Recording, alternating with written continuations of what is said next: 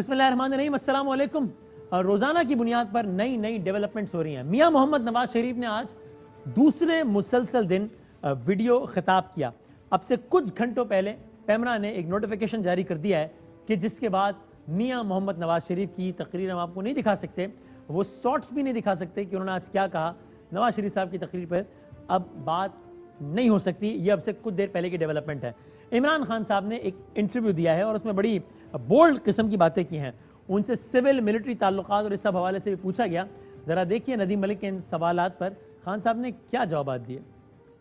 से पूछ के जनरल बाजवा ने मीटिंग की, उस मीटिंग का एक मकसद था, मुझे जिधर भी किसी इदारे की जरूरत पड़ेगी अपनी गवर्नमेंट चलाने के लिए, मैं उसको इस्तेमाल करूंगा। ये बड़ी डेंजरस गेम हो रही है जो नवाज शरीफ खेल रहा है। हिंदुस्तान इसकी पूरी मदद कर रहा है। इनके पास राइट है पुरअमन एहतजाज करने का। जिस वक्त इन्होंने कानून तोड़ा, मैं इनको एक एक को जेलों में डालूंगा। जी, मुझे वो फौज ने आके जनरल जहीरुल इस्लाम ने कहा रिजाइन करो। भाई आप प्राइम मिनिस्टर थे, उसकी जरूरत है आपको कहने की? आप सीधा टेक ऑन करें उनको। मैं इमीडिएटली उसका इस्तीफा डिमांड करूं? मैं मुल्क का प्राइम मिनिस्टर, आप सैक करेंगे? किसकी जरूरत है मुझे आके कहे मैं डेमोक्रेटिकली इलेक्टेड प्राइम मिनिस्टर हूँ? एक झूठ बोल के एक मुजरिम इस मुल्क से साजिश कर रहा है पाकिस्तान के खिलाफ, हम इसको वापस बुलवाए। इमरान खान साहब के इंटरव्यू का एक खुलासा है। हर जहन में अब ये सवाल है कि एक नई सूरत हाल है जिसने जन्म लिया है एपीसी के बाद। ये बिल्कुल एक नया मंजरनामा है जो कि आज से 7-8 दिन पहले नहीं था।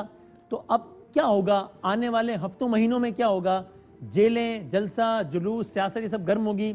अपोजिशन क्या करेगी, हुकूमत क्या करेगी, हुकूमत को खतरा है नहीं है? इन तमाम तर सवालात के जवाब के लिए हमने आज इस हफ्ते की आखिरी नशिस्त में 4 मुअज़्ज़िज़ तज्ज़ियाकारों को ज़हमत दी है ताकि ज़रा आज सियासी जमातों से हटकर इन सहाफ़ियों तज्ज़ियाकारों से जान सकें कि इनका तज्ज़िया क्या कहता है, क्या होने वाला है। ये है हमारी आज की नशिस्त। तशरीफ़ फरमाएँ जनाब सलीम बुखारी साहब, तशरीफ़ फरमाएँ जनाब इरशाद भट्टी साहब, तशरीफ़ फरमाएँ जनाब साबिर शाकिर साहब, और हमारे चौथे मेहमान भी हमें जल्द ज्वाइन करेंगे। ऐसे ज्वाइन करें मुझे बताइएगा। मैं चारों मेहमानों का बहुत बहुत शुक्रगुजार हूँ। क्विकली सर, ज़रा पहले आप चारों से एक ही सवाल है, इसको लेकिन ब्रीफली बताइएगा, फिर हम बहस को ज़रा मज़ीद खोलेंगे। ये सब कुछ जो हो रहा है, बुखारी साहब स्टार्टिंग फ्रॉम यू, इसके नतीजे में आने वाले 2-3 महीने का सियासी मंजरनामा आपके ख्याल में क्या होगा? बहुत शुक्रिया आपका वसीम। मैं कोशिश करता हूँ आपके सवाल का जवाब देने की। गुजारिश ये है कि वो जो नवाज शरीफ साहब ने नया सिलसिला शुरू किया है, हाँ, अगर मैं उसको सही समझता हूँ तो मेरे ख्याल से नैब का जो यकतरफा बहुत ही टारगेटेड यूज़ है, मैं तो उसको मिसयूज़ भी कहूँगा, वो ये कि सिर्फ फोकस किया हुआ है 2 बड़ी पार्टियों को, जबकि हुकूमत के अंदर बैठे हुए सारे जो लोग हैं जो 65 के करीब हैं, उनके ऊपर भी उतने ही खौफनाक केसेस और इल्ज़ाम हैं, लेकिन कोई पूछने वाला नहीं है। एक तो उनकी ये फ्रस्ट्रेशन हो सकती है, लेकिन इस फ्रस्ट्रेशन में जो रेड लाइन वो क्रॉस कर रहे हैं, मैं उसका साथ नहीं दे सकता, ना मैं उसको एंडोर्स करने के लिए तैयार हूँ। वो जो एस्टेब्लिशमेंट का नाम लेके फ़ौज के बारे में जिस हद तक जा रहे हैं, मेरे ख्याल से ये वो गलती कर रहे हैं और इसका खमियाजा उन्हें भुगतना पड़ेगा। ये नहीं करना चाहिए, इसलिए कि जब आप बैठ के किसी फॉरेन लैंड में अपने मुल्क की फ़ौज को, जो कस्टोडियन है आपकी नेशनल बाउंड्रीज़ के, जो कस्टोडियन है आपकी नेशनल आइडियोलॉजी के, उनके बारे में इस तरह की हर्जा सराई करेंगे तो इसका बेनिफिट जो है वो उन तमाम कुव्वतों को मिलेगा जो पाकिस्तान दुश्मन है। तो ये उनका पॉइंट मैं आपके ख्याल में नवाज शरीफ साहब ये क्यों कर रहे हैं, क्या अचीव करने, उनके जहन में क्या होगा आपके ख्याल में? तज्जिया कीजिए कि मैं ये मैंने आपको पहले मैंने शुरू में अर्ज किया, एक तो उनकी ये फ्रस्ट्रेशन हो सकती है, अच्छा, और दूसरा उनका ख्याल ये है कि जो इनको लेके आए हैं, जिसका वो हवाला भी इन्हीं लफ्ज़ों में देते हैं, उनके खिलाफ कैंपेन चलाएंगे। वो मेरे ख्याल से ना उनके बस की बात है, ना उन्हें ये गलती करनी चाहिए। वो गलती ये करेंगे तो उसकी सज़ा भुगतेंगे। दूसरी बात यह है कि हुकूमत के पास अपने आप को दिफा करने के लिए जब तक खुद अपने मेरिट्स नहीं होंगे, सिर्फ फौज उनकी इस कश्ती को पार नहीं लगा सकती। ये मैं बिल्कुल कमिटमेंट से कह रहा हूं। आगे बात भी करते हैं, ठीक है, उनकी जीरो है, सही है, फिर इससे बात भी करते हैं। साबिर साहब, सवाल अभी वही है, तफसील से बाद में बात करेंगे। ये सब कुछ जो हो रहा है, इसके नतीजे में अगले 2-3 माह का सियासी मंजरनामा आपको क्या लगता है? मेरा ख्याल है कि बस थोड़ी सी गहमा गहमी होगी, हाँ, और अल्टीमेटली जो बुखारी साहब ने जहाँ पे बात ख़त्म की है, हाँ, वहीं से मैं शुरू करता हूँ कि क्योंकि जो जिस बुनियाद पे या जिस ताकत के बलबूते पर नवाज़ शरीफ साहब पाकिस्तान में कोई बुलडोज़र चलाना चाह रहे हैं, वो चल नहीं सकेगा। उसकी रीज़न ये है कि उनकी अपनी पार्टी उनका साथ नहीं देगी, और उनकी अपना पार्लिमान जो है वो साथ नहीं देगा। इसका उनको साबिर में और इस अंदाजा नहीं होगा, narrative मतलब को 3 आगे दफा के लेके वजीर कोई- आजम है कि भाई मैं ये वहां टक्कर लेने जा रहा हूँ जहां ये हो नहीं पाएगा मामला, उनको नहीं होगा अंदाजा, यानी इतनी बड़ी मिसकैलकुलेशन कर रहे हैं वो क्यों? मेरा ख्याल है कि उनको एक तो आज हमने अपने प्रोग्राम में भी जिक्र किया है, एक चीज़ है, पाकिस्तान असल में इस वक्त अपनी खारजा पॉलिसी को ज़रा थोड़ा सा लिबरलाइज कर रहा है, मल्टी डायमेंशनल कर रहा है। और आज ख़ास तौर पे उन्होंने कहा है कि देखें ये OIC को छोड़ के और पुरानी दोस्तों को छोड़ के एक नया ब्लॉक बनाने की कोशिश कर रहे हैं, ये पता नहीं क्या क्या तजर्बा करने की कोशिश कर रहे हैं। तो उसको फॉरेन एलिमेंट जो है वो भी नवाज़ शरीफ साहब की इस नफ़रत को इस्तेमाल कर रहा है, और नवाज़ शरीफ साहब अपने इसी मामले में कि शायद उनको कोई रिलीफ मिल जाए, शायद उनको कोई स्पेस मिल जाए और वो एक हीरो के तौर पे वापस आएँ, और वो भी इस्तेमाल हो रहे हैं। बिल्कुल इसमें मुझे कहने में कोई हर्ज नहीं। अच्छा, वो और जो सवाल था इस्तेमाल कि हो रहे मंजरनामा हैं अगले और 2-3 माह उनकी का, नफरत तो उसका आपका जवाब ये है कि बस ज्यादा से ज्यादा ये होगा कि थोड़ी बहुत सियासी गर्मा गर्मी, थोड़ा सा talk show, header shader, headline, बस यही है ना? बस मेरा अपना ख्याल है कि ये फौरी तौर पे एक बिल्कुल एक हवा सा उठा है, लेकिन अल्टीमेटली सिचुएशन कंट्रोल हो जाएगी। और सही है। मैं भट्टी साहब से बात पूछता हूं, फिर हम आगे। जी खुद उनके अपने दोस्त जो हैं वो उनका साथ नहीं देंगे। ठीक है भट्टी साहब, राय मेरी भी है, अभी मैं एक लम्हे को उसके नवाज शरीफ साहब की स्पीच के कंटेंट पे नहीं जाता, लेकिन मुझे ऐसा लगता है जो साबिर साहब ने कहा कि अगले 2-3 महीने जरा जेलें गर्म होंगी, जलसे गर्म होंगे, जुलूस, हेडलाइन, टॉक शो, ये सब होगा, इसके अलावा कुछ नहीं होने वाला। आपकी भी ये राय है भट्टी साहब? वो कहीं पढ़ा था मैंने बदामी साहब के, जे दिल पढ़े जांदे, जे दिल पढ़े जांदे, इसको दिमाग भी कर सकते हैं, जे दिमाग पढ़े जांदे सारे ही फड़े जांदे। तो अब बात ये है जो दोनों मोहतरम साथियों ने कहा और जो आपका अगला एक थोड़ा सा आपको बताना चाहूँगा, एक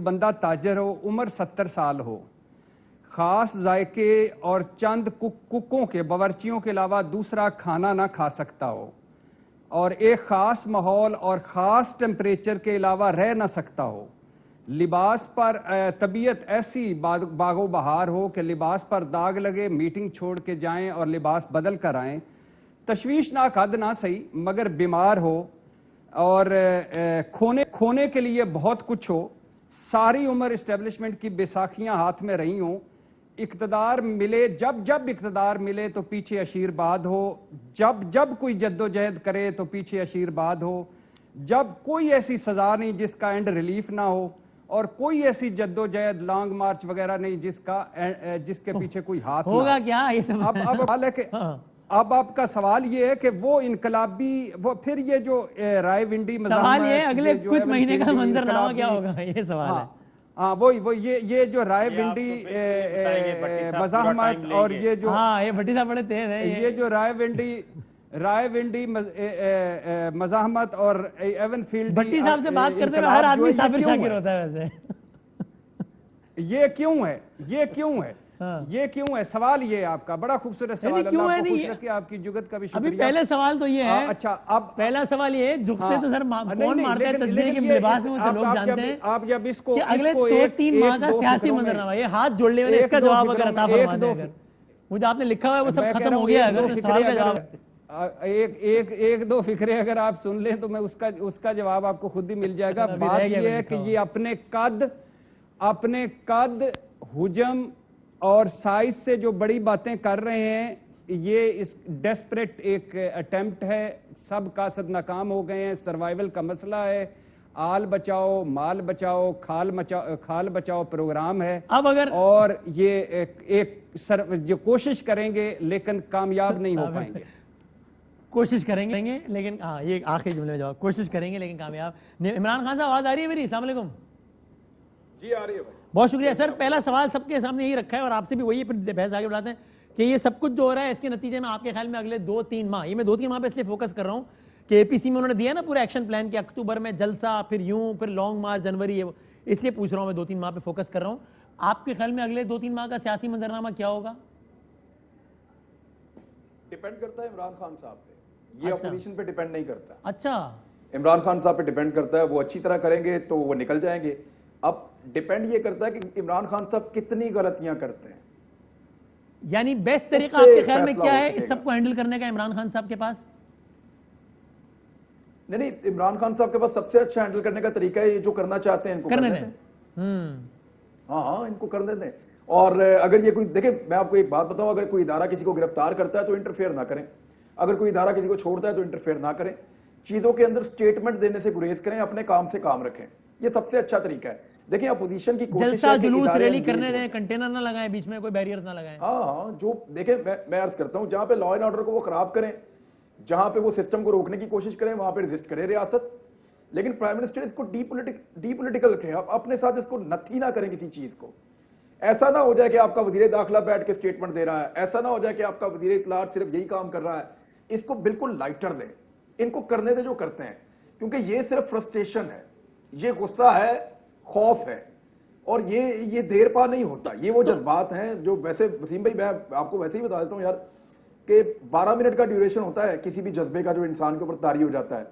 तो पॉलिटिकल आदमी का जो जज्बा है वो जरा ज्यादा से ज्यादा क्या यार, 12 दिन चल जाएगा, 12 महीने 12 हफ्ते चल जाएगा, इससे ज्यादा और क्या चलेगा। तो इनका ये एक जज्बा, एक जोश है, उनको वो एक तो गुस्से ये का एक बताएं, एलिमेंट है इसके देखिए अंदर। जब एपीसी की पहली Frustration है, स्पीच खौफ चल है। गई तो बहुत लोगों ने कहा कि खान साहब ने अच्छा किया स्पीच चलने दी, ना चलने देते तो ज्यादा मसाइल होते। अब पाबंदी लगे स्पीच पे, तो आप इस पे क्या तबसरा करेंगे? आप ये कहेंगे कि भाई इसका खान साहब से क्या ताल्लुक, क्या हो गया बदामी साहब, एक आजाद इदारा है पैमरा, उसने पाबंदी लगाई है। जो जो या आप जो कहेंगे कि पाबंदी नहीं, ये लगाने नहीं का होना सर, जो चाहिए? पाबंदी लगाने का जवाब पैदा किया ना, वो प्राइम मिनिस्टर साबिक नवाज शरीफ साहब ने किया। ओके, नवाज शरीफ साहब हुदूद में रह के बात करते तो वो पाबंदी उनके ऊपर ना लगती। अच्छा, ठीक अच्छा, है। मैं ये एक्सपेक्ट नहीं कर रहा था मियां नवाज शरीफ साहब से, उन्होंने बहुत जल्दी हार मान ली है। इस हार मान ली? सिस्टम के सबसे बड़े अब तक के बेनिफिशियरी मियां मोहम्मद नवाज शरीफ साहब हैं। जितना रिलीफ अदालतों ने और एस्टेब्लिशमेंट ने उनको दिया, किसी और को कभी नहीं दिया। जितनी दफा उनको मौका दिया, किसी और को कभी नहीं दिया। तो मियां नवाज शरीफ साहब से बड़ा तो पहलवान ही कोई नहीं है जिसको एस्टेब्लिशमेंट ने और अदलिया ने अपनी आंखों पे ना बिठा के रखा हो, अपने सर के ऊपर ना चढ़ाया हो। तो मियां नवाज शरीफ साहब से बड़ा तो कोई भी नहीं है। आप कह रहे हो उन्होंने ओवरडू किया इसलिए स्पीच में पाबंदी लगी, ठीक है। अब यानी इसका मतलब है कि चारों पैनलिस्ट का इस बात पर तो इत्तेफाक है कि आप चारों को बहुत हैरानगी होगी, बल्कि आप चारों को यकीन है अपनी तज्जिए के हद तक, जाहिर है हम कोई नजूमी तो नहीं है, दावा नहीं कर, लेकिन तज्जिए के हद तक कि अगले 3-4 महीने में ये हल्की फुल्की मौसीकी लगी रहेगी, लेकिन कोई पक्का राग लगने नहीं जा रहा, कोई ऐसी तब्दीली, कोई क़यामत नहीं आने जा रही। इस पे चारों का ये अपोजिशन आपस में लड़ पड़ेगी भाई अभी। हाँ, अब मैं इसी पे, मेरा अगला सवाल यही था सलीम बुखारी साहब, कि ऐसा तो नहीं होगा कि जिस तरह फजलुर रहमान साहब ने मैदान लगाया, बेनिफिशियरी हो गए नून और पीपल्स पार्टी, इस दफा ये तो नहीं होगा कि मैदान लगा रही है नून, बेनिफिशियरी हो जाए पीपल्स पार्टी, यानी कि किसी एक को जरा ढील मिल जाए और वो पतली गली से निकल ले और अगला मारा जाए, ऐसा होने का इम्कान है? बुखारी साहब, बुखारी साहब का आवाज जारी, मेरी शायद नहीं जारी, चेक करें, बाकी तब तक साबिर भाई आप इस बात का जवाब दीजिएगा, बुखारी साहब को कनेक्ट कर लीजिएगा। बिल्कुल वसीम, आपने सही कहा है कि आगे जाके जैसे इमरान ने कहा है कि ये जब चीज़ें टेबल पे आएंगी, हाँ। माहौल बनेगा और माहौल बनाया जाएगा, और एट द एंड जो होगा वो होगी बातचीत, हाँ। और उसमें फिर पैकेज डील होगा, और उस पैकेज डील में साबिर भाई आगे नहीं, जाके पहले जो पहले इस पे भी मफादात तज्जिया हैं, करें, एट द एंड बातचीत होगी या अब मियां साहब के साथ मामला वहां चले गए कि अब बातचीत भी नहीं होगी? नहीं, बातचीत मियां साहब के साथ नहीं होगी, मियां साहब तो लूजर हैं, नून के साथ होगी मुझे इसमें कोई या शक नून नहीं के है। साथ भी नहीं होगी बातचीत? बिल्कुल होगी। नून के साथ भी बहुत मुश्किल है, क्योंकि देखिए एक बात ज़हन में रखिए कि नवाज शरीफ साहब का जो नैरेटिव है, जी जी, फौज के साथ टकराना, फौज के ISI को बुरा भला कहना, फौज को कहना और ये कह देना कि जी वो मिसाइल वहाँ से मिला था तो हमने बना दिया, इस तरह की चीज़ें वो लाना शुरू कर दिया उन्होंने। और अब साबिर आप कह रहे हैं नून से, मैं शेख रशीद साहब की जबान में, शीन से बात होगी? नहीं सर, नहीं, बिल्कुल नहीं, मैं आपको बताता हूँ क्या है। अच्छा, जो मुझे लग रहा है, हाँ बताएं। मुझे ये लग रहा है कि आगे जाके शहबाज शरीफ साहब के साथ भी कोई उस तरह की कोई मेरा नहीं ख्याल कि अब शहबाज शरीफ साहब का मामला भी हाथ से निकल चुका है। अच्छा, उसकी रीज़न ये है कि भाई बैंक अकाउंट्स मिल गए, 9.5 अरब रुपए मिल गए, मुलाजमीन के नाम पैसे मिल गए, अब वो क्या बात करेंगे? मुझे ये लग रहा है कि मुस्लिम लीग नवाज की अपनी जो पार्लिमानी पार्टीज की मेजॉरिटी जो है, हाँ, वो इनके साथ अब नहीं रहेगी, एक बात। ये तो हो गई नून लीग को एक साइड पे रखते हैं। फिर अच्छा, आगे जाके सोलो फ्लाइट, क्या नवाज शरीफ साहब अकेले कुछ कर सकते हैं? बिल्कुल नहीं कर सकते, क्योंकि ना उन्होंने वापस आना है, ना यहाँ पे आके वो कोई बहुत बड़ी तहरीक चला सकते हैं, क्योंकि मुस्लिम लीग नून का जो वोटर है वो वाला नहीं है जो पीपल्स पार्टी के पास किसी ज़माने में था। ठीक है जी। अब आगे जाके जो बात होगी वो है पीपल्स पार्टी। नवाज शरीफ साहब क्या चाहते हैं? नवाज शरीफ साहब ये चाहते हैं कि सेनेट के इलेक्शन से पहले पहले ये सारा कुछ बोरिया बिस्तर समेट दिया जाए, सही है, और सेनेट के इलेक्शन से पहले आम इंतखाबात हों, और उन आम इंतखाबात के नतीजे में वो ये समझते हैं कि मैं बिल्कुल वापस आ सकता हूँ। अब इसमें लूज़र कौन है? क्या जरदारी साहब दूसरे बड़े सूबे की हुकूमत छोड़ेंगे? क्या सेनेट के इंतखाबात में वो लूज करेंगे या गेन करेंगे? उन्हें तो कोई नुकसान नहीं, बल्कि उनकी तो सीटें मजीद बढ़ जाएंगी। जो सीटें नवाज PMLN की निकलेंगी और JUI की निकलेंगी, उनको फिल कौन करेगा? पाकिस्तान तहरीक इंसाफ और पाकिस्तान पीपल्स पार्टी। और आगे जाके फिर चेयरमैन सेनेट इस वक्त ये किसका है? पाकिस्तान तहरीक इंसाफ और पाकिस्तान पीपल्स पार्टी का मुतफिका उम्मीदवार जो किसी ज़माने में था। इसलिए सेनेट के इंतखाबात टारगेट का जो हदफ है वो पीपल्स पार्टी कभी भी पूरा नहीं करेगी, वो उनकी तो सियासी कुव्वत मौजूद है। यानी आप कह रहे हैं एक तो ये कि नून लीग के अपने बंदे इसलिए नवाज शरीफ साहब के बयानिए का बोझ नहीं उठा पाएंगे, जो खुद मरियम बीबी ने भी कहा कि हर किसी के बस की बात नहीं है, और पीपल्स पार्टी तो एक हद से ज्यादा आगे जाएगी ही नहीं, क्योंकि उनका तो मसला ही और है ना, उनको तो मतलब अगला इलेक्शन एक लम्हे अगला इलेक्शन भी हो जाता है, पीपल्स पार्टी के हाथ क्या आएगा? ज्यादा से ज्यादा वही आएगा जो आज है, तो फिर पीपल्स पार्टी क्यों जाएगी एक हद से आगे? मेरा भी ये ख्याल है। तो बुखारी साहब, लेकिन ये बताएं, अब जो नून लीग ने एक काम आज किया है, जो बहुत बड़ी बड़ी खबरें आ गई थी, वो खबर दब गई है, लेकिन मेरा ख्याल है ये भी एक बात है बड़ी, कि जिन 5 लोगों ने मुलाकात की बुज़दार साहब से, उनकी उन्होंने की पार्टी रुकनियत मुअत्तल। ये ऐसे अराकीन की तादाद में मजीद इजाफा नहीं हो जाएगा आने वाले दिनों में? इसलिए कि फ्लोर क्रॉसिंग और असेंबली रुकनियत मुअत्तल करने के तो और बड़े मसाइल हैं कि जनाब कोई यूं करे, कोई फाइनेंस बिल में साथ ना दे तो आप कर सकते हैं, वरना तो ये अराकीन कहेंगे ठीक है करो हमारी पार्टी रुकनियत मुअत्तल, लेकिन हम नहीं खड़े आपके बयानी के साथ, because of whatever reason, कोई प्रेशर में, कोई दिल से। लेकिन ये मामला और ख़राब नहीं होना शुरू हो जाएगा नून के लिए? बुखारी साहब, देखिए, आपका सवाल बिल्कुल ठीक है। ऐसे हालात में जब पार्टी को चैलेंजेस दरपेश हों, उस वक्त अपने जो इलेक्टेड मेंबर्स हैं उनकी रुकनियत ख़त्म करना, जिसके नतीजे में उनकी जो असेंबली की सीटें हैं वो भी ख़त्म हो जाएंगी, ये बड़ा डेयरिंग स्टेप है। इसको इंटरप्रेट करने के लिए मेरे ख्याल से, मैं तो शायद सही आदमी नहीं हूँ, लेकिन मेरा ख्याल ये है, मुझे ऐसा लगता है कि कल तक तो ये अराकीन फिर भी हाँ ना अगर मगर से काम ले रहे थे, आज जब पार्टी ने एक्सट्रीम स्टेप ले लिया है तो फिर अब ये भी खुलकर आ जाएंगे पार्टी के खिलाफ, तो ये और एक नया मसला ऑब्वियसली वो आ जाएंगे। लेकिन देखें, थोड़ा सा ट्रैक रिकॉर्ड हमें अपने सामने रखना चाहिए। ये पार्टी को तोड़ने की, आले शरीफ में इख्तलाफात करने की कोशिशें बहुत पुरानी है। सही है, मुशर्रफ साहब के दौर में बहुत अरूज पर थी, उसके बाद भी अभी तक जारी है। ये दोनों काम अभी तक नहीं हुए, ना फैमिली में से कोई दरार निकली है और ना ही इनके MNA MPs, जिस तरह वो फयाजुल हसन चौहान साहब कल फरमा रहे थे कि 50 ने रब्ता कर लिया, 50 ने वहाँ दूसरों से रब्ता कर लिया है, तो 100 तो उनके पास आ गए हैं, तो बाकी उनके पास क्या बचा है? ये नहीं हुआ है, ये रियल नहीं है। ये दावा, ये ख्वाब, ये तवक्को करना बिल्कुल गलत बात है। ठीक है, ये एक तरह से चक्की मुस्लिम लीग नून पीस चुकी है। 2-3 बातें हैं। सारा दारोमदार इमरान खान साहब के रवैये पर है। अच्छा, अगर तो उन्होंने पॉलिटिकल विजडम का मुजाहरा किया तो वो इस क्राइसिस से निकल जाएंगे। लेकिन जिस तरह आज आपने इंटरव्यू सुना, आपने जरा गौर फरमाया है कि वो कैसे फरमा रहे हैं कि ज़हीरुल इस्लाम मेरे पास आता, मैं सैक कर देता उसको। ये भी बहुत अनगार्डेड और एब्सोल्युटली अनफाउंडेड है। तो उनके रवैये पर ज़्यादा दारोमदार है कि इस मूवमेंट ने पिकअप करके किसी हतमी नतीजे तक पहुंचना है या नहीं पहुंचना है। अच्छा। मेरे ख्याल से Imran must act like a statesman now.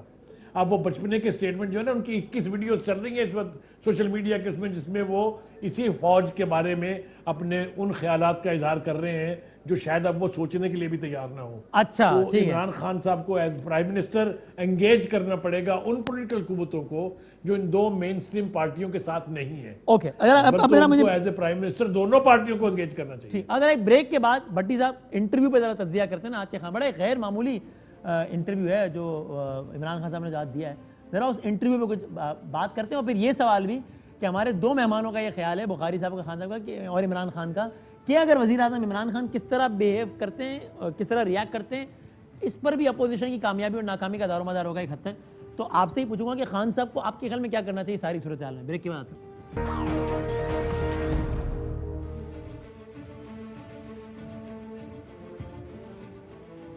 खुश आमदेद कहते हैं आपको तज्जियाकारों से। ब्रेक में भी जो है वो बड़ी मुफस्सिल गुफ्तगू होती रही है। भट्टी साहब आप बताइएगा, सलीम बुखारी साहब कहते हैं स्टेट्समैन का मुजाहरा करें बन होने का। खान साहब ने आज ये क्या गुफ्तगू फरमाई है कि जी ये मुझसे इस्तीफ़ा मांगता तो मैं इस्तीफ़ा ले लेता और ये वो। तो आज ज़रा खान साहब के इस मासूमाना बयान पर तबसरा फरमाएं। वो फिर एक शेर याद आ गया। वो शेर अगर कोई थोड़ा सा गलत हो जाए तो आप उसमें तस्हीह कर दीजिएगा कि ये मिसरा लिख दिया किस शोख ने मेहराब मस्जिद पर, ये नादां गिर गए सजदों में जब वक्त क़याम आया।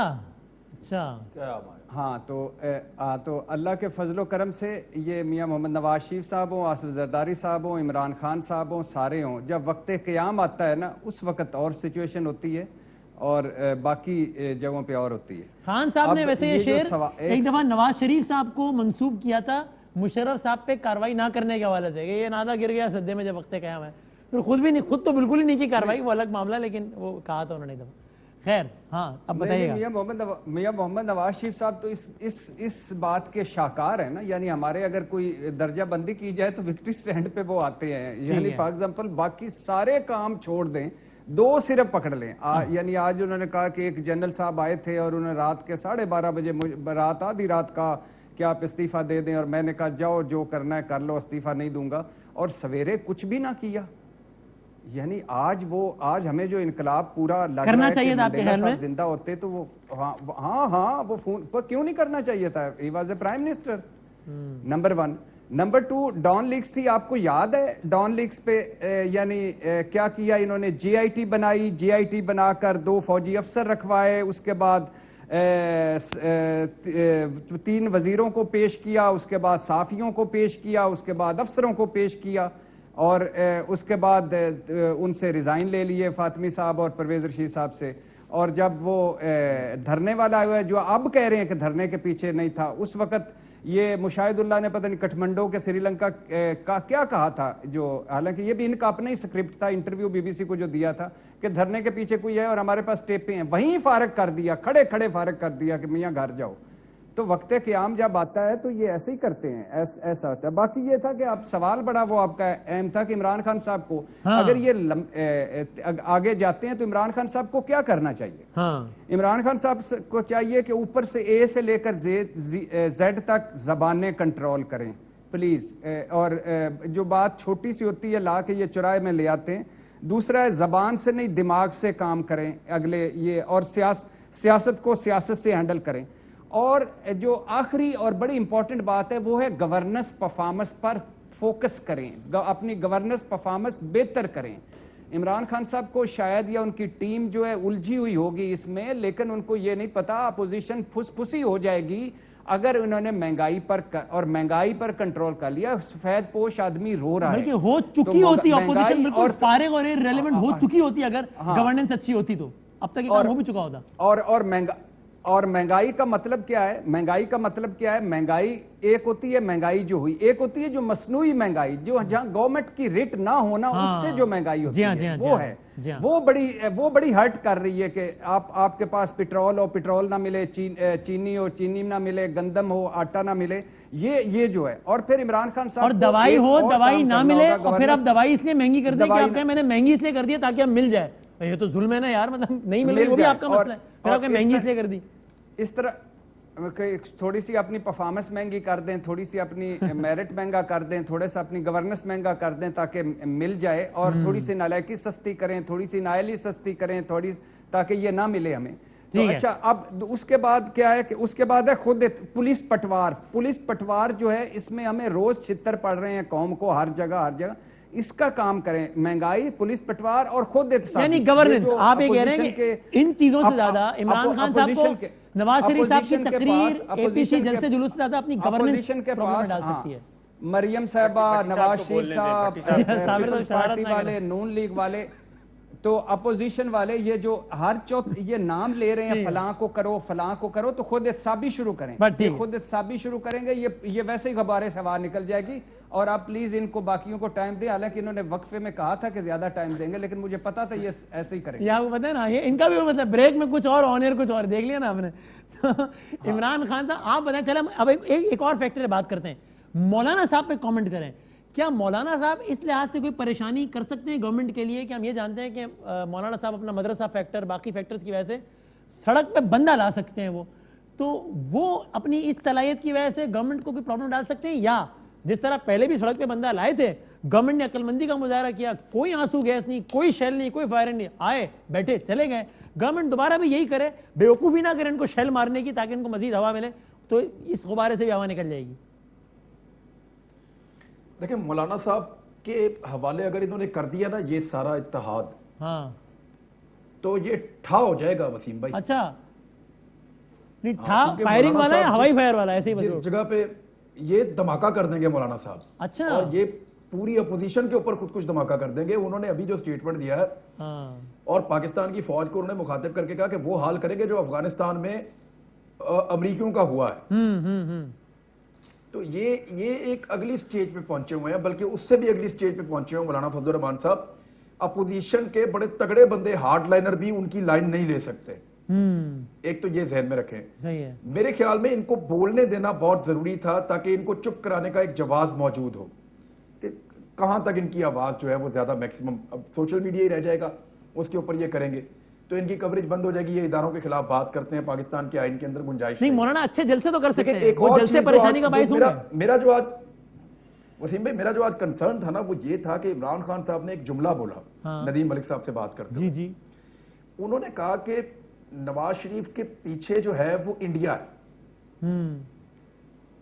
अब ये मुझे समझ नहीं आ रही कि प्राइम मिनिस्टर ऑफ पाकिस्तान के पास अगर ये इंफॉर्मेशन है कि नवाज शरीफ के पीछे इंडिया है, तो नवाज शरीफ कैसे 1.5 घंटा टीवी के ऊपर बात कर सकता है? देखिए, आप ये तो कह सकते हैं कि नवाज शरीफ जो कह रहा है उससे इंडिया को फायदा हो रहा है या इंडिया उसका बेनिफिशियरी है, लेकिन अगर आप ये कहें कि उसके पीछे इंडिया है तो ये बहुत बड़ा स्टेटमेंट है, और ये आया प्राइम मिनिस्टर ऑफ पाकिस्तान की तरफ से। अच्छा, जुमला उन्होंने वैसे यही कहा है, क्योंकि मैंने इसका टिकर भी देखा है, लेकिन मेरा ये ख्याल है कि जो उन्होंने एक्सप्लेन किया है उससे उनकी मुराद ये है कि इस वक्त पाकिस्तान जितने मुश्किल हालात में, इस वक्त पाक फौज को जो भी निशाना बनाया है वो एक्चुअली इंडिया को ही अपीस कर रहा है और एक तरीके से इंडिया के एजेंडे पर है। जो उन्होंने एक्सप्लेन किया उससे मैं ये समझाऊं कि उनका ये मतलब है। नहीं, लेकिन देखिए, उसको अगर आप गौर से सुने और पूरे को सुने तो उससे ये तासुर नहीं मिलता कि वो ये कहना चाह रहे हैं कि नवाज शरीफ जो गलतियां कर रहे हैं या जो पॉलिसी चल रहे हैं उसका फायदा दुश्मन को हो रहा है। ये बड़ा आसान था कहना। उन्होंने अल्फाज का चुनाव ऐसा किया कि उन्होंने नत्थी कर दिया इंडिया को मियां नवाज शरीफ के साथ। तो इमरान में फिर तो उनको एक और काम भी करना चाहिए ना, क्योंकि पाकिस्तान में एक ये भी बड़ी अनफॉर्चुनेट रिवायत रही है ना कि अपने मुखालिफ को गद्दार, गुस्ताख डिक्लेयर कर दो। नवाज शरीफ साहब की राय से इख्तलाफ हो सकता है, लेकिन इस तरह तो फिर तो प्राइम मिनिस्टर लेवल पे इंफॉर्मेशन है तो इंफॉर्मेशन को पब्लिक करना चाहिए, ताकि हम सब मिलकर जो है वो जो भी आदमी ये काम कर रहा हो उस पर लानत मलामत करें। ये बात आपकी ठीक है। देखें, प्राइम मिनिस्टर ने कहा, किसी आम आदमी नहीं कहा। मेरा बड़ा कंसर्न है इस बात के ऊपर कि प्राइम मिनिस्टर ने कहा है, और फिर प्राइम मिनिस्टर कैसे अलाउ कर सकते हैं या उनकी हुकूमत कैसे अलाउ कर सकती है एक ऐसे आदमी को 1.5 घंटा बोलने के लिए या 1 घंटा बोलने के लिए, जो आदमी दुश्मन मुल्क से लाइन लेकर आया। हमारी रियासत में इतनी सख्त है नहीं, हमारा सिस्टम इतना मजबूत नहीं है। अच्छा, इसमें बुखारी साहब भी कोई ऐड करना चाह रहे हैं? बुखारी साहब, फिर आता हूँ साहब आपकी वजह से। देखिए, गुजारिश ये है कि इमरान खान साहब की बात को आप इतना सीरियस ना लें। जी जी, बुखारी साहब। जो शख्स ये कह सकता हो कि तालिबान को आईएसआई ने ट्रेन किया था, जो आदमी, मैं उनके बयान दोहराना भी नहीं चाहता, वो मेरे ख्याल से बिल्कुल अनगार्डेड बोले हैं। उनको कतन ये पता नहीं था कि वो क्या कह रहे हैं। एक्सट्रेम्पोर बोलने का उनको बहुत शौक है। आई थिंक जो इमरान कह रहा है वो बात बिल्कुल ठीक है कि अगर प्राइम मिनिस्टर ने कहा तो उसको सब्सटेंशिएट करना पड़ेगा। ये आंखें बंद करके किसी ने नहीं माननी, वो रेटरिक का दौर गुजर गया।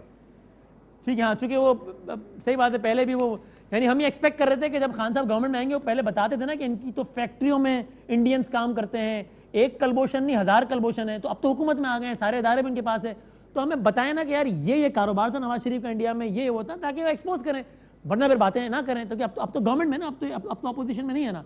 नहीं साबिर साहब, आप क्या कह रहे थे कि सख्त नहीं है, क्या मतलब?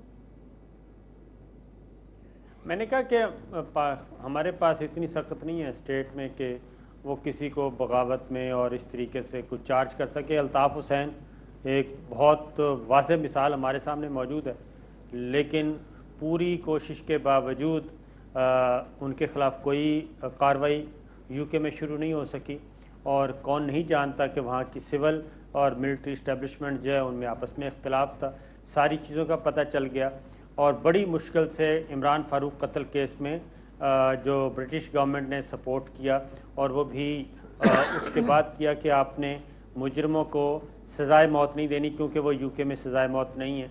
तो वो बड़ी ब्रैकेट्स के साथ उन्होंने कोऑपरेशन की थी। तो इसलिए ये कह देना कि हम को ये काम कर सकते हैं। अब नवाज शरीफ साहब बैठे भी बाहर हैं, लंदन में मुकीम हैं और अपना काम कर रहे हैं। और वहाँ पे बैठ के वो क्या कर रहे हैं आजकल, वो जो अरशद मलिक वाली ऑडियो वीडियो रिकॉर्डिंग थी ना, वो लोगों को सुनवा रहे हैं उधर बैठ के कि देखो जी, यह साढ़े नाल आया हुआ है। भट्ट साहब ज़रा दसो ना, पूरी दसो गल कि ये कैसे कैसे रिकॉर्ड हुआ था। तो वो ये काम कर रहे हैं। अब वो मेरा ख्याल है कि ट्रैक से उतर गए हैं और वो उस कैफियत में हैं कि उनको मालूम है कि अब एक ही रास्ता है कि कोई कंडोलीज़ा राइस आए और मुझे वापस भेज दे, या फिर कोई ब्रदर इस्लामी मुल्क जो है वो सपोर्ट में आए। तो ये सारी, क्योंकि इधर से पाकिस्तान की इस्टेब्लिशमेंट से वो काफ़ी मायूस हो चुके हैं। अच्छा, बुखारी साहब, नवाज शरीफ साहब आपको वापस आते तो नज़र नहीं आते अभी फ़िलहाल? देखिए, गुजारिश ये है कि इस वक्त उनके पास जो सपोर्ट है उसके बारे में बहुत सारा कुछ कहा गया है, सोशल मीडिया में तो बहुत वजाहत के साथ कहा गया है। कुछ दोस्त मुल्कों की हमायत उनको हासिल है, नाम लेना चाहें तो आप नाम भी लिए जा सकते हैं, लेकिन उसके अलावा उनके पास सवाए इसके कि ग्राउंड रियलिटी में उनके पास अगर वर्कर्स हैं, अगर वो उनकी कॉल के ऊपर बाहर निकल आएंगे, अगर उनकी अंडरस्टैंडिंग दूसरी पॉलिटिकल पार्टीज़ के साथ जो एपीसी का हिस्सा है वो बरकरार रहती है, जिसके कि मुझे बहुत कम इम्कानात दिखाई देते हैं, तब तो ठीक है। क्योंकि मुझे जो चीज़ हॉन्ट कर रही है वो ये कि जब से उन्होंने बराह रास्त हेड ऑन पोस्चर लिया है, तब से आप देखें पीपल्स पार्टी पिछले 3 दिन से कहीं नहीं है। वो अपनी तकरीर में एपीसी का तस्करा नहीं फरमा रहे हैं, पीपल्स पार्टी कहीं ग्राउंड पर नजर नहीं आ रही आपको। तो ये 4 महीने का जो उन्होंने टाइम फ्रेम दिया है, टाइम लाइन दी है, उस वक्त तक ये बराबर एक साथ चल सकेंगे कि नहीं, इसके ऊपर मेरी बहुत सीरियस रिजर्वेशंस है। अनगार्डेड बयानात का सिलसिला हर तरफ से जारी है। अगर नवाज शरीफ साहब अनगार्डेड बोल रहे हैं तो इमरान खान साहब भी अनगार्डेड बोल रहे हैं, मौलाना फजल रहमान इन सबसे बढ़ के अनगार्डेड बोल रहे हैं। इसी तरह की तकरीरें आपने बिलावल की भी सुनी थी और जरदारी की भी सुनी थी। अगर तो ये बैटल ऑफ वर्ड्स रही तब भी इसकी नाकामी यकीनी है, और अगर ये रेड लाइन क्रॉस की किसी ने भी तब भी इसकी नाकामी यकीनी है। और मुझे तो बड़ा ग्रिम, बहुत खौफनाक सिनारियो दिखाई दे रहा है। तो मैं इससे पहले भट्टी साहब साबिर आप क्विकली फिर हम इसको वाइंड अप करते हैं ऐसा कि आप कुछ महीने पहले ये राय थी आपकी कि भाई नवाज शरीफ साहब चले गए और मरियम बीबी ने भी सूनर और लेटर चले जाना है। अब आपको लगता है माहौल तब्दील हो गया, और वो क्यों नहीं हो पाया? मेरा ख्याल है कि हालात ख़राब उसी वजह से हुए हैं। कोई 50% काम हो गया था, 50% काम नहीं हुआ, और उसकी रीज़न बिल्कुल वाज़ेह है कि नवाज शरीफ साहब जो हैं वो बाईपास से निकले थे, मेन रोड से नहीं निकले थे। और जब बाईपास से निकले और इमरान खान साहब को पता चला कि ये काम हो गया है, तो उस वक्त वो वाहिद वक्त था जब इमरान खान साहब के दरमियान और हमारी मिलिट्री लीडरशिप के दरमियान एक रखना आया था, और वो रखना, वो पॉज कुछ अरसे तक बरकरार रहा, और उसके बाद फिर ये डिसाइड हुआ कि ये आखिरी कदम था। इसके बाद अब किसी के साथ कोई रियायत नहीं की जाएगी। रखना क्यों आया? सोलो फ्लाइट कोई नहीं करेगा, लिहाजा उसके बाद अब मामला बिल्कुल ठीक हैं। Civil military leadership same page पे है, और जो भी फैसले हो रहे हैं वो मिलकर हो रहे हैं। तो इसलिए अब मामला, अब बीबी जाना चाहती हैं लेकिन नहीं जा पा रही। अब नवाज शरीफ साहब को वापस लाने की तैयारियां की जा रही हैं। और Imran, you want to add? फिर भट्टी साहब से पूछना है कि वापस ला पाएंगे या नहीं। जी इमरान जी, मैं एक चीज सिर्फ बताना चाह रहा हूँ आपको, भट्टी साहब की इजाजत से। भट्टी साहब इजाजत है तो मैं एक छोटी सी चीज है, इजाजत है भट्टी साहब? जी जी नहीं, बिल्कुल नहीं है। दे ठीक है, नहीं फिर रहने दो मेरे ख्याल से। नहीं, भट्टी साहब, मैं फिर प्रोग्राम के बाद आपको बता दूंगा। नहीं, भट्टी साहब ने इजाजत दे दी है, फिर उसके बाद आ जाते हैं ना भट्टी साहब के। अच्छा, मैं जी एक गुजारिश ये करूं कि इमरान खान साहब से सितंबर में सऊदी अरब नाराज हो गया था 2019 में। सही है। और उस बीच में इमरान खान साहब कुछ मलेशिया के साथ और तुर्की के साथ खिचड़ी पका रहे थे। ठीक है, हाँ। सऊदी अरब ने उस वक्त राहील शरीफ साहब को वार्न किया था, MBS ने, और उन्होंने कहा था कि आपके 26 लाख लोग यहां पे काम करते हैं और 15 लाख लोग UAE में काम करते हैं। सबसे बड़ा ज़र मुबादला आपको यहां से आता है और आप पींगे कहीं और चढ़ा रहे हैं। और जो इमरान खान ने मुलाकातें या बातें की थी उसकी इंफॉर्मेशन उनको मिल गई थी। उसके बाद उनको राजी करने के लिए मियां नवाज शरीफ साहब को निकाला गया था, सऊदीज को राजी करने के लिए, क्योंकि वो नवाज शरीफ से ज्यादा किसी पर ट्रस्ट नहीं करते। तो पहले फेज के तौर पे उनको कूल डाउन करने के लिए नवाज शरीफ को निकाला गया था। इसमें नवाज शरीफ का अपना कोई किरदार ऐसा नहीं था कि वो कोई बहुत बड़ी तहरीक खड़ी करके कोई मुसीबत पाकिस्तान में बनाने जा रहा था और इमरान खान इतना मजबूर था कि जेल से निकालना सऊदी अरब पड़ तो रहा था। वैसे ही इमरान यमन खान को वाले फंसा मामले गया से था। नवाज शरीफ साहब से नाराज नहीं है, जो यमन वाला मामला हुआ था, नवाज शरीफ नहीं, नवाज शरीफ साहब ने भाईजान, नवाज शरीफ साहब फिर ने पनामा अपने में भी आप को UAE उनके सऊदी अरब सामने ने ताउन clear नहीं किया किया, था। नवाज शरीफ साहब से वो नाराजगी नहीं चल रही थी उनकी तो सऊदी अरब से। नवाज शरीफ साहब ने उनको क्लियर किया था कि मुझे इन्होंने फंसाया इस सारे मामले में, मैं तो आपके साथ खड़ा हुआ हूं। अच्छा, तो नवाज आप शरीफ कह रहे हैं साहब जाने की वजह ये थी। चक्कर है। भट्टी साहब इस पे आप तबसरा फरमा दें भाई। जाने की वजह मैं आपको बता देता हूं कि अच्छा। सऊदी अरब ने निकाला था नवाज शरीफ साहब को इमरान खान के अगेंस्ट। वो दूसरा आदमी खड़ा करना चाहते, वो कहते हैं हम इसको देखना नहीं चाहते। ये है वो मामला। आपने गौर किया होगा कि सऊदी अरब का कैसे रवैया बदला। फिर प्राइम मिनिस्टर ने तुर्की का ड्रामा यहां पे चलाया और जानबूझकर ट्वीट किया। ये सारी चीजें जो हैं, ये जो रखना पड़ा था ना, ये उस बीच में सारी डेवलपमेंट्स होती रही हैं। साबिर भाई ठीक कह रहे हैं, लेकिन इसमें दोस्त बरादर मुल्क का बड़ा अहम किरदार है। और खान साहब को सबका नहीं पता था कि क्यों निकाला जा रहा है, नवाज शरीफ को क्यों निकाला जिन्होंने सऊदी अरब। नहीं सर, वो उनको आइडिया था। अच्छा, आइडिया था। नवाज शरीफ साहब ने, जिन्होंने नवाज शरीफ साहब को निकाला है ना, अब वो नवाज शरीफ साहब से काम भी पूरा करवाएंगे कि तुझे इसलिए निकाला था भाई कि इस मुसीबत से हमारी जान छुड़वा। भट्टी साहब इस पे तबसरा आप फरमाएं भाई। आप तो बड़ी बात कर रहे हैं। नहीं, ये बड़े मफरूजे हैं भाईजान। इसमें अच्छा, दो चार एक आप नहीं आध बाई बात करते तो हैं। सच है कि ना बिल्कुल भी नहीं। इमरान खान साहब से पहली मर्तबा मैं डिसएग्री करता हूं। उसकी वजह यह है कि इतनी सब्जी अभी महंगी नहीं हुई कि सऊदी अरब में भी इतनी उसकी हीट महसूस हो। सऊदी अरब की गवर्नमेंट में 2-3 ऐसे लोग हैं बड़े इंपॉर्टेंट पोस्टों पर हैं, जिनका जो हुसैन नवाज और हसन नवाज के साथ उनके बिजनेस पार्टनरशिप भी है और वो है, बाकी इसके अलावा कुछ भी नहीं है। नंबर 1। अच्छा। नंबर 2 भाईजान, एक और भी है कि एक बात यह है कि मुझे सिर्फ ये बताइएगा कि एक नाहल सजा याफ्ता इश्तिहारी जिसके बारे में कल हाई कोर्ट ने, सुप्रीम कोर्ट से नायल हुआ और इत्साब अदालत ने सजा दी और इसी हाई कोर्ट ने उसको इश्तिहारी करार दिया। हमारे मुल्क में हम क्या इखलाकी तौर पर इतने दिवालियापन का शिकार हो गए हैं कि सुबह लगते हैं मियां मोहम्मद नवाज शरीफ साहब ने क्या फरमाया, मियां मोहम्मद नवाज शरीफ साहब ने किस तरफ गए, मियां मोहम्मद नवाज शरीफ साहब आप उठ के बैठ गए, मियां मोहम्मद नवाज शरीफ ने जमहूरियत की चादर ओढ़ ली, मियां मोहम्मद नवाज शरीफ इनकलाबी हो गए। खुदा के लिए ये हंसने की बात नहीं है, ये रोने की बात है, शर्मनाक बात है कि पैमरा को ही सिर्फ चाहिए था कि इन पर पाबंदी लगानी। आप मीडिया वालों का कोई नहीं था इस पे ख्याल।